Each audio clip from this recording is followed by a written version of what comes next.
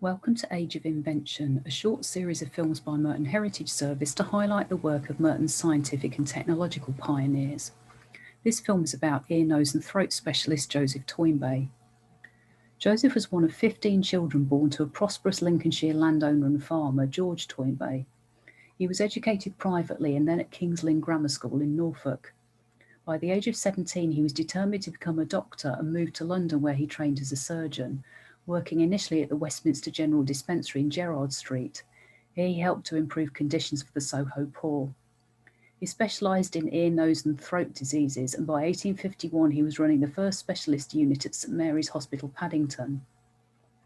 Known as the father of ontology, or the nature of being, Toynbee sought to understand the relationship between different parts of the body.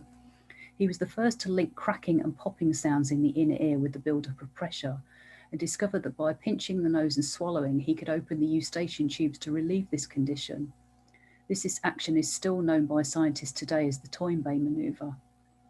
By 1844, Joseph had dissected over 1,600 ears in a set of painstaking research.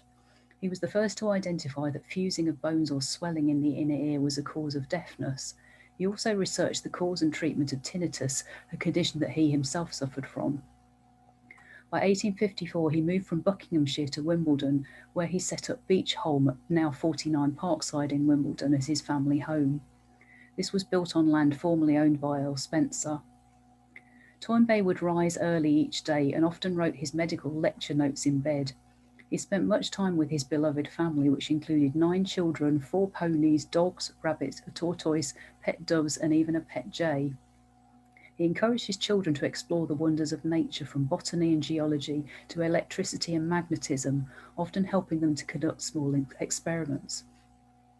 After his morning stroll and breakfast, he would lead family prayers and then walk to Wimbledon station for the journey to work. His evenings were spent reading and playing the piano. Joseph took a keen interest in village life and was one of the driving forces behind the foundation of the Wimbledon Village Club in 1859. This was designed to improve conditions for the poor by providing a reading room, library and lecture hall.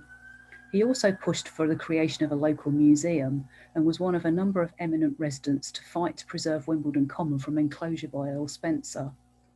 Sadly, Joseph's happiness in Wimbledon was cut short in 1866 when he accidentally overdosed and died from chloroform poisoning when an experiment to find a cure for tinnitus went wrong. A public subscription raised funds for the construction of the Toynbee Memorial Fountain, which stands at the junction of High Street and Wimbledon Hill Road. The Toynbee family home still has an appropriate medical use and is now part of the oncology department for Parkside Hospital. If you would like to know more about Merton's heritage, visit the Merton Memories website at www.merton.gov.uk/memories. You can also contact Merton Heritage and Local Studies Centre, which is based on the second floor of Morden Library.